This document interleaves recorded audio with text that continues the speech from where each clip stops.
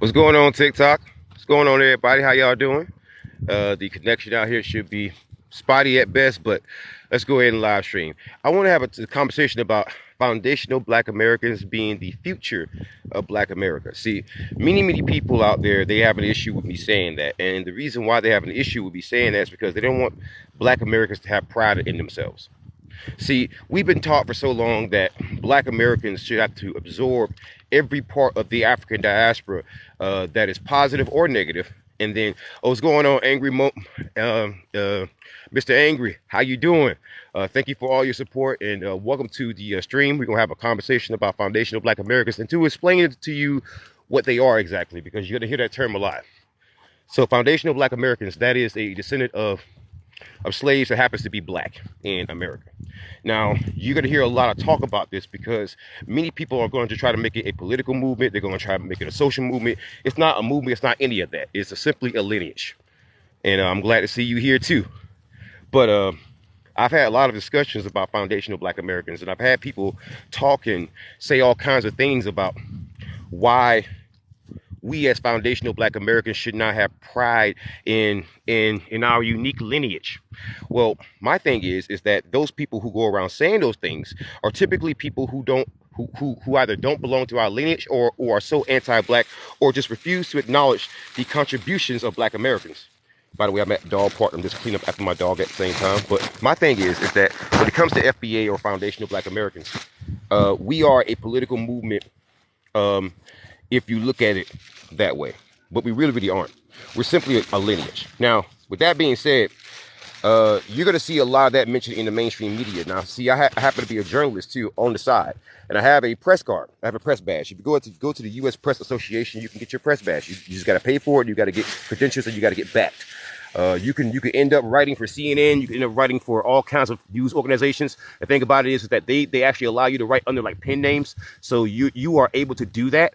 So I know for a fact that the mainstream media is going to start attacking foundational Black Americans. I know that for a fact, and the main reason is that foundational Black Americans are basically a force. We can change culture. We can change things that happens in this country, and they know that. See, a lot of things would not have gone down in this country had we interfered or had we said something. Or had we really went against that. Johnny Blazing was going on, Dirk News was going on. So my thing is that people out there want foundational Black Americans to support their movements, because that's what we've always done. People always come to us expecting us to put on the capes for their movements. And the problem with that is right now we're not doing that.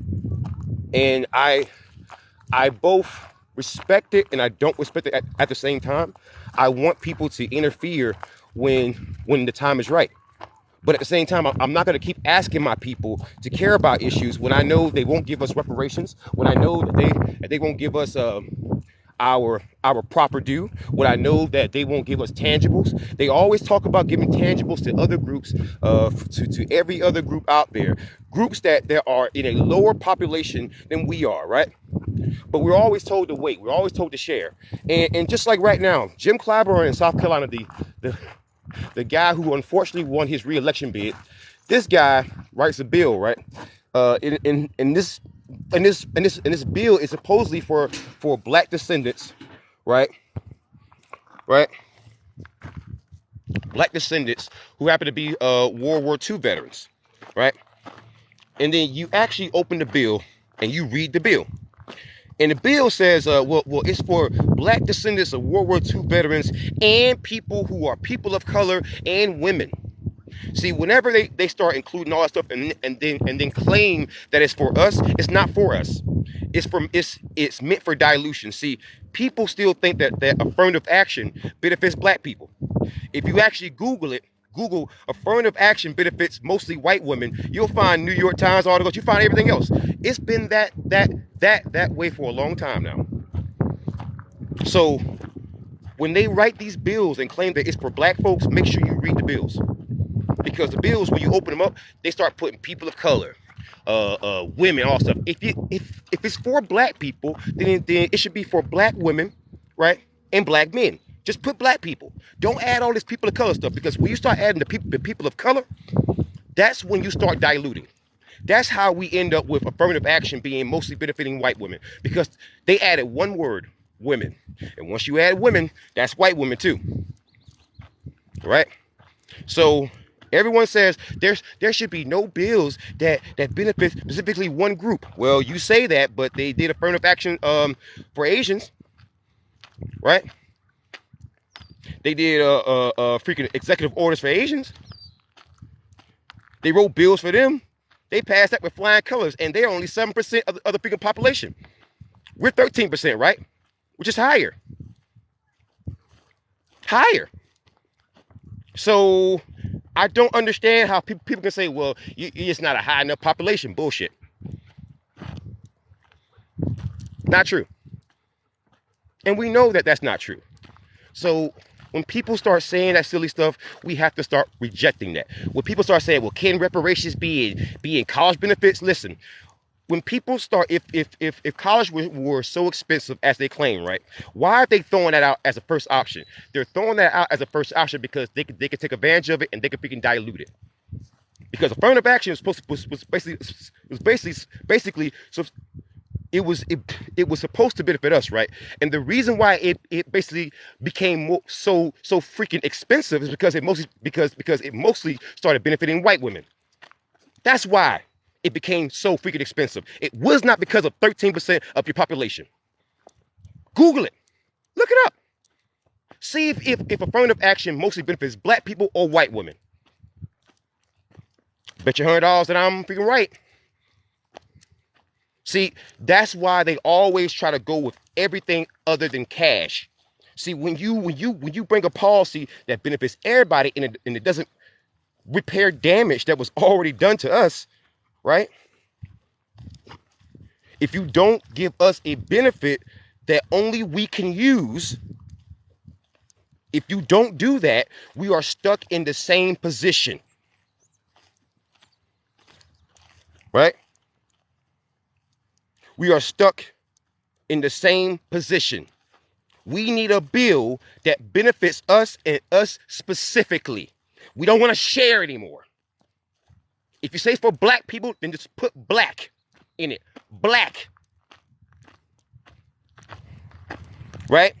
But you gave white women affirmative action. They are the majority recipients. Therefore, you got to repair that too, because you claim that affirmative action was supposed to repair damage that was done to us, and that did not repair. All it did was give white women another freaking leg up. That's all it did. So now you have compound interest. When you simply pay the cash, it's over. The deal is square. We're square then. And whoever party does that first, we're going to flock to that party. It don't matter who it is. I'm telling you right now. Just simply pay the debt. Make it square with us. That's all you got to do, man. All these years, if you simply did that and financially repaired, listen, you're not going to undo slavery. You're not going to undo racism, right? But that's not what this debt is for. That's not what reparations are for. It's not to bring people back. It's to repair damage. Damage. You're not going to fix racism. Listen, there's no amount of money on planet Earth that can help you fix racism. It just won't. And there's no amount of money in the world that's going to bring anybody back. However, do not sit here and tell me that money will not buy new black houses or fix new or actually get new black businesses, right? Because you can't sit here and talk about, well, during the 2020 protests, they were burning down black businesses. So what you're admitting to is that black-owned businesses actually exist. Even after we didn't get reparations, what do you think we're gonna actually do once you give that up? See, I do listen to the freaking other side, and that's precisely why I don't agree. Because I do listen. So, which one is it? Do we own businesses that we burn down, or do we not? Pick one. See, this is why I don't want to hear about education benefits and land grants and all. No. Cash first. If you want to add more behind that, that's cool. Cash first. Cash first. And if it's not that, then we don't even have a conversation. And I'm going to tell you, there's a political and social cost for not listening to foundational Black Americans at this point. We have too much power in the Black community, and you know it. That's why you're seeing all these Democratic shields, all these freaking Republican shields, all these people popping up that you've never even heard of, coming and like attacking guys like me and others. This is why you're seeing them now. That's why you're seeing them. Democrats and Republicans are scared. They're scared. They're petrified. Because they understand that the people like me are a part of the grassroots and we ain't backing down. You can censor us. You can do all that stuff. Guess what? I'll just make another account and I'll just grow back even faster. You think 49,000, almost 50,000 people, me averaging 1 million views a month, you think that all those people are going to just forget about me? I'm here to stay. You got to deal with me. You got to freaking negotiate with me now. Democrats. You may not like it, but that's reality. We want reparations, we want cash, we want payments for foundational Black Americans. And I'm not taking no for an answer. You can call me any name in the book. You can try to lie. You can try to send your little foot soldiers to come and make little silly doggone videos. It hasn't stopped me before, and it ain't gonna work now. We are too deep in the fourth quarter, baby. Too deep in. See, I come from South Carolina. I'm used to all your tactics. The stuff that you did to my people, I'm used to that. So let me explain something to you how this works. Foundational Black Americans, we freed ourselves. See, you told our people that it was the Union soldiers who freed us out of slavery. Excuse me, there was slavery even after the Civil War ended, because we know that. We know it, and we know that because from various sources. Number one, the Black Maroons were going around from plantation to plantation, freeing slaves. Number two, Native Americans still had us in chains. The U.S. government had to actually go and negotiate with them to actually release us, because even after emancipation, even after slavery had been abolished, the Native American tribes, the major 5 tribes, they didn't respect that. So they had to actually make deals with them to actually get us released. So even from the white or Native American source, we were not freed after the biggest Civil War had even ended. It was the Black Maroons who were going around freeing us. Who forced that? You're talking about a bunch of free slaves who all had weapons, who were engaging in guerrilla tactics in the swamps. And you couldn't track them. Listen, there was only lanterns then. There was no freaking flashlight. So at nighttime, you got a whole battalion of Black Maroons going around from plantation to plantation. Do you understand how frightening that is? These guys, that's why they were so effective. They were so effective. That's why. See, when you look at that kind of history, you look at the fact that the Red Tails never lost a plane. You look at the fact that we fought in the American Revolutionary War to help you win your independence from the British. Well, you look at all that, right? Look at all that. We are drawing from that energy. That's why we're winning right now. That's why reparations is in the news and you can't do anything about it. That's why Black support, our support, or not giving support makes or breaks you. Because right now, if you look at Georgia, if we don't vote for Biden like we did last time in Georgia, you know who wins, right? That Georgia was one of the deciding factors. So we're going to make Democrats feel the pain. Midterms, oh boy.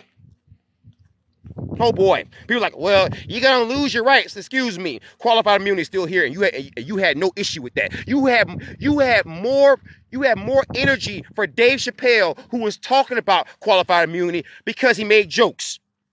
That's where you put your energy at, white America. So I don't want to hear it. How we gonna lose our rights? Black people have lost their rights for the longest time, and you ain't coming running. You ain't coming running. Excuse me. Under Donald Trump or Joe Biden, what have we gotten that has been different? Let me ask you a question. Under Bill Clinton, who approved the 1994 Crime Act? Who wrote it? Let me ask you another question. Under Barack Obama, did we get rid of qualified immunity? Under Barack Obama, did we actually do any kind of police reform? But you keep telling me about how you voted for Barack Obama because he brought change. No, he didn't. Stop that. Stop that. Stop that. I don't want to hear that now. I don't want to hear that right now. Because people out there love to come out here and tell you how you marched on the streets. Listen, I support you guys, right? I support you guys. I marched on the streets, guys. What does marching do? Black folks have done a whole lot of marching. It ain't the marching that does it. I want to say what actually does it, and I think you know what actually does it. What happened after MLK tragically was taken from us? What did black folks do immediately afterwards? How about in 2020? How about in Watts? You remember Watts? How about after Rodney King? What did we do after? Marching only serves for people to lose weight. That's it.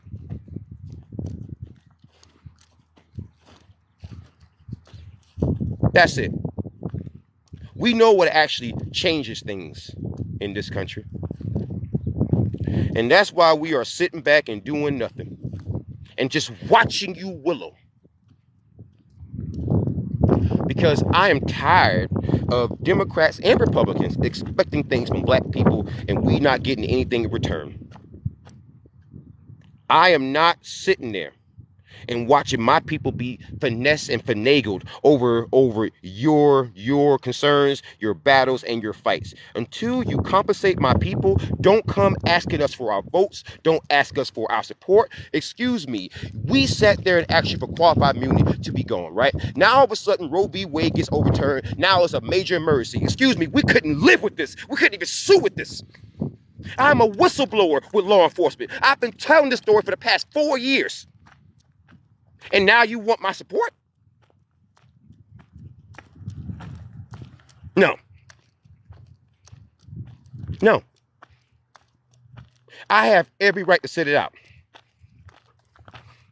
The same way you sat there and watched people like me go through retaliation and didn't say anything.